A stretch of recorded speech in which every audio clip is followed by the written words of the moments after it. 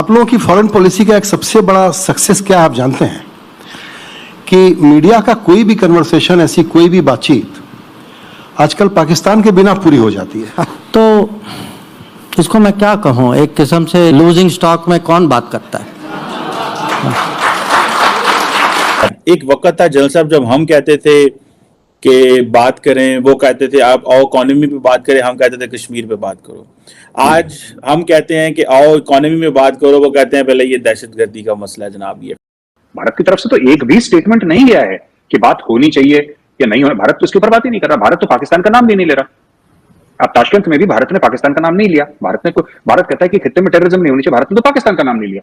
It has never taken the name of Pakistan. तो हम तो हमारी तरफ से तो पूरा एक 1000 फुट लंबी दीवार है। अब वो है यूएई में जाके हमारे वजीर आजम ने कहा कि हमारी इंडिया से बात करवाएं, तो यूएई ने भी कोई जवाब नहीं दिया, इंडिया ने भी नहीं जवाब दिया। आपको क्या लगता है, और बल्कि रिसेंटली यूएई ने कहा भी, शायद एक जर्नलिस्ट ने बताया था कि वो कहते हैं हम आपकी इंडिया से बात भी कराते हैं लेकिन आप ये जो 5 अगस्त वाली चीज से पीछे हट जाए। आज हिंदुस्तान हमें बेकारिस्तान भी कहता है। बिल्कुल भी नहीं छोड़ी। मैंने आपको इसलिए तो बताया कि हमारी वर्थ नहीं रह गई है कुछ। हमारे पास वर्थ होती तो हम इनकी आंख में आंख डाल के बात सकते। कैसे चीजें ठीक हो सकती हैं सर? अपना जब हालात ठीक हो जाएंगे ना यहाँ पर मुल्क के अंदर, तो फिर ही ठीक होंगी। क्योंकि हिंदुस्तान ने बहुत पहले कहा, आज से 20-25-30 साल पहले माजी के अंदर मियां नवाज शरीफ साहब ने कोशिश करके देख ली, पीपल्स पार्टी ने आसिफ जरदारी साहब ने कोशिश करके देख ली, क्या वो इंडिया के साथ ताल्लुकात ठीक कर सके? क्या आज हुकूमत ये फैसला करने का इख्तियार रखती है कि वो इंडिया के साथ ट्रेड कर सके? ये एशियन सेंचुरी है ना, इसमें चाइना और इंडिया उभर कर सामने आ रहे हैं। G20 का वहां पे वो हो रहा है, SCO हो रही है। कोई इनकार कर सकता है इससे? क्या हम इंडिया के साथ ट्रेड कर सकते हैं? फिर भी क्यों नहीं कर सकते? मैं बताऊं क्यों नहीं कर सकते? क्यों नहीं कर सकते? लेट्स बी फेयर बात। नमस्कार दोस्तों, स्वागत है आप सभी का। आप देख रहे हैं हिंदुस्तान पॉइंट ऑफ व्यू। दोस्तों, पाकिस्तान भारत को लगातार पत्र लिख रहा है कि हमें भारत के साथ व्यापार करना है, और पाकिस्तान बोल रहा है कि हमें भारत के साथ व्यापार भी करना है और हिंदू काफिर सैनिकों को मारेंगे भी। दोस्तों, जयशंकर साहब ने इन भिखमंगे कटोरे छाप मुल्क की आवाम को और कुछ दोगले पाकिस्तानी पत्रकार को जमकर पेला है। और दोस्तों, जयशंकर साहब ने क्या बेइज्जती की है, इन भिखारियों की कटोरा लेकर आ जाते हैं भिख मांगने के लिए। जयशंकर साहब ने कहा है कि पाकिस्तान के साथ कोई ट्रेड नहीं होगा।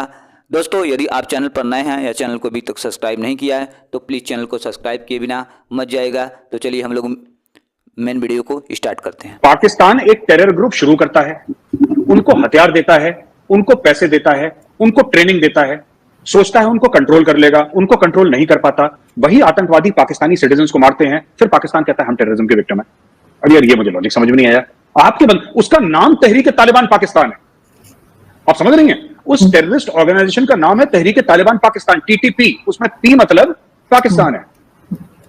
फिर कह रहे हैं आप विक्टिम कैसे हो गए? आपकी जमीन से तो पैदा हुए हैं वो लोग। सर, आपको नहीं लगता कि हमने दहशतगर्दी की जंग लड़ी है और फिर जीती भी है? आपके तो बड़े अच्छे दोस्त ही दावा करते हैं, बचपन के दोस्त। नहीं, अब देखिए मैं उनकी बात की रिस्पेक्ट करता हूं, लेकिन मैं सिर्फ एक बात बोलता हूं कि अगर दहशतगर्दी की जंग पाकिस्तान ने जीती है तो पिछले 15 अगस्त से जब से तालिबान आया तब से 200 से ज्यादा पाकिस्तानी फौजी मारे गए हैं। उन लोगों ने मारे हैं जिनसे आप लोगों ने जंग जीत ली है, और 200 कोई छोटा फिगर नहीं होता। कश्मीर करते करते हमारा दिवालिया निकलने की नौबत आ गई है। तो अब हमें कश्मीर नहीं चाहिए, आप हमको माफ करो, हम वहां पे कुछ नहीं करेंगे, आप हमको बस चैन से जीने दो। एक वक्त था जनरल साहब जब हम कहते थे कि बात करें, वो कहते थे आप आओ इकोनॉमी पे बात करें, हम कहते थे कश्मीर पे बात करो। आज हम कहते हैं कि आओ इकोनॉमी में बात करो, वो कहते हैं पहले ये दहशतगर्दी का मसला है जनाब। ये पाकिस्तान की हालात में उनसे खराब से खराब तर हो रहे हैं।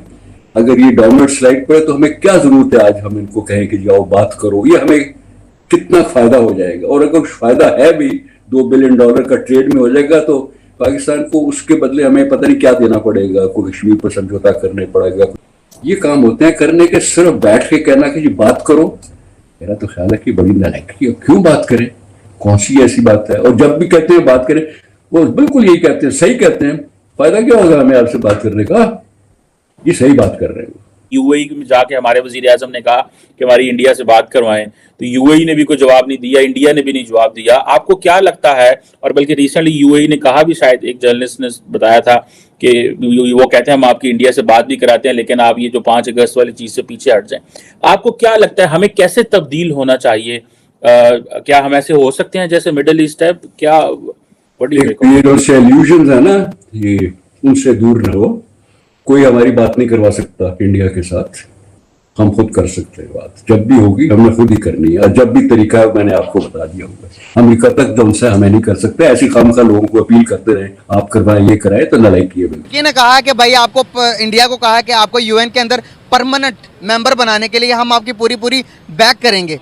हम तो कहते थे कि तुर्की बरादर मुल्क है, वो पाकिस्तान के साथ ही रहेगा हर हाल में, लेकिन वो भी हिंदुस्तान की तरफ, हिंदुस्तान की पावर को देखकर हिंदुस्तान की तरफ झुकते हुए नजर आ रहे हैं। क्या समझते हैं अगर यही चलता रहा तो क्या हमारे हालात आगे क्या नजर आ रहे हैं आपको? एट दी एंड फिर खाना जंगी शुरू हो जाएगी, वही मुल्की जंगी शुरू हो जाएगी, मुल्की जंगें शुरू हो जाएंगी। जाहिर बात है कि जो सोच है वो उसको आप मुतरातिफ नहीं कर सकते ना किसी के, आप उसने उसके साथ चलना है। ठीक है, अगर तुर्की ने ये अमल किया है तो लेकिन तुर्की के पीछे इसकी लॉजिक क्या है कुछ समझ नहीं आ रही। सऊदी अरेबिया के बारे में जो कहा जाता है कि सऊदीया भी जो है इस वक्त उनकी तरफ झुकाव है, तो शायद वो इन्वेस्टमेंट उनकी उधर बहुत ज्यादा है, उसकी वजह से 8 बड़े एग्रीमेंट साइन किए, 8 बड़े एग्रीमेंट, जिसके अंदर से हिंदुस्तान एनर्जी भी देगा उसको, सऊदी अरेबिया को एनर्जी भी देगा। आप मुझे बताएं कि इतना ज़्यादा अगर हम बात करें तो पेट्रोल भी है, ऑयल भी है, सब कुछ हिंदुस्तान के पास है, सॉरी दुबई के उसके पास, सऊदी अरेबिया के पास है, लेकिन फिर भी वो एनर्जी हिंदुस्तान से ले रहा है। क्या वजूहत है? अब इसके पीछे टेक्नोलॉजी क्या है ये तो कुछ भी नहीं बता सकते ना। एक लीगल, एक छोटे जो लेवल के जो इंसान होते हैं उनको किसी बारे में नहीं पता होता। अब मैं भी एक जॉब करता हूँ, मुझे इस बारे में नहीं पता, जो सुनी सुनाई बातें उन पे गौर करना पड़ता है, उसी को सोचना पड़ता है, समझना पड़ता है, फिर जो दिल मानता है वही जवाब देता है। अब मुझे एक और बात बताएं कि जब भी इससे पहले भी, आज से पहले भी, जब भी हमारे क्राउन प्रिंस जाते थे इंडिया दौरे के लिए जाते थे, उससे पहले पाकिस्तान होकर जाते थे, तो अभी वो पाकिस्तान भी आना ज़रूरी नहीं समझा उन्होंने, डायरेक्ट वो अपने मुल्क ही चले गए। तो क्या उनको समझ आ गई है कि जो यहाँ पर हम बातें करते हैं कश्मीर के रिलेटेड, वो हमारे बीच का मसला, वो उनका मसला है ही नहीं? जी बिल्कुल ऐसे ही है। कोई ये जितनी भी बातें हैं ये सब इस वक्त फिल्मी बातें हो गई हैं, क्योंकि हमारे हुक्मरानों के पास भी इस तरह की कोई ऐसे ऑथेंटिक तरीके नहीं है कि जिस तरीके से समझ आए। उन लोगों को भी पता चल गया। देखें, हम जितने भी मुल्क हैं सबसे हम इस वक्त जो है वो इमदाद ले रहे हैं, और इमदाद का जो सीन है ना, जब एक चीज़ होती है, एक विटेज होती है, एक अपने घर में बैठा बंदा और बात होती है, किसी के घर बैठ के अगर बैगिंग करेगा तो वो और बात होती है। वहाँ ना रिस्पेक्ट रहती है, ना मुल्क की रिस्पेक्ट रहती है, ना आवाम की भी ख़त्म हो जाती है, और जो सियासतदान है उनकी भी, और मुल्क का नाम ज़्यादा बदनाम होता है। सबसे पीछे इसका जो हाथ है वो यही है कि जब भी आप जाते हैं आप उनसे मांगने जाते हैं। हर एक मामलात में आपके साथ कई ममालिक ने, जो आपके जो मुसलमान ममालिक भी नहीं थे, उन्होंने भी आपकी हेल्प की है इस बारे में, लेकिन जब उन्हें पता चला कि यहाँ पे सिर्फ खाने वाले हैं, इसलिए उन्होंने अपना हाथ पीछे खींच लिया, और अब कोई भी पाकिस्तान के साथ चलने को तैयार नहीं है। सर, अगर यही हालात हमारे चलते रहे, अवाम ने होश के नाखून ना लिए, अब पॉलिटिशियन ने होश के नाखून ना लिए, तो क्या नज़र आ रहा है आपको फ्यूचर हमारा? इसी तरह ही हम बेगाफिली में रहते हुए हमने 71 में अपने आप बांग्लादेश को अलग करवा दिया, तो हम अब किस चीज़ का इंतजार कर रहे हैं आगे? अभी हम ये इंतजार कर रहे हैं जो इनके पीछे लगे हुए हैं कि ये मुल्क बेच के खा जाएंगे और कुछ भी नहीं होगा, इनकी जो सोच है।